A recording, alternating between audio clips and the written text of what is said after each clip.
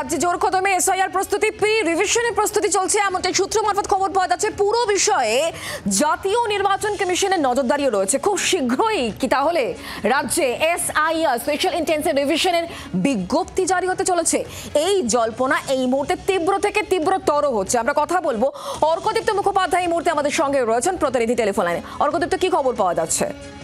দেখো, একটি বিজ্ঞপ্তি যেটা সিও দপ্তর থেকে বা মুখ্য নির্বাচনী আধিকারিকের দপ্তর থেকে গতকাল প্রকাশিত হয়েছে এবং তাতে দেখা যাচ্ছে যে তারা জানিয়েছেন যে গত 24শে জুন এবং 5ই জুলাই এই দুটো তারিখে যে কমিশনের তরফ থেকে যে চিঠি দেওয়া হয়েছিল তা সেই অনুযায়ী প্রি রিভিশন অ্যাক্টিভিটির যাবতীয় প্রস্তুতি সিও দপ্তর থেকে আন্ডার প্রসেস রয়েছে, অর্থাৎ কাজ এগোচ্ছে, প্রস্তুতি কাজ, প্রি রিভিশন অ্যাক্টিভিটির প্রস্তুতির কাজ কিন্তু এগোচ্ছে এবং যা পুরো কাজটাই হচ্ছে নির্বাচন কমিশনের নজরদারিতে।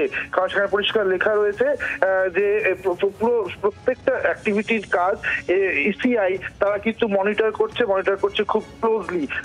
ফলে দেখো, এই যে এসআইআর হবে কি হবে না, এই রাজ্যে হবে কি হবে না, দেশ জুড়ে হবে কি হবে না, নানা রকম জল্পনা চলছে এবং তার মধ্যে এই প্রি রিভিশন অ্যাক্টিভিটির কাজ আন্ডার প্রসেস, এটা কিন্তু পরিষ্কার করে দিয়েছে সিইও দপ্তর।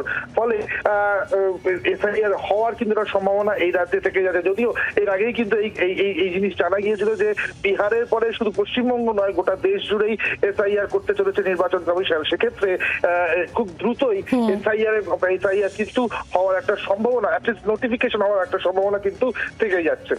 ধন্যবাদ। বাংলার আওয়াজ, বাঙালির আবেগ, জি 24 ঘন্টা।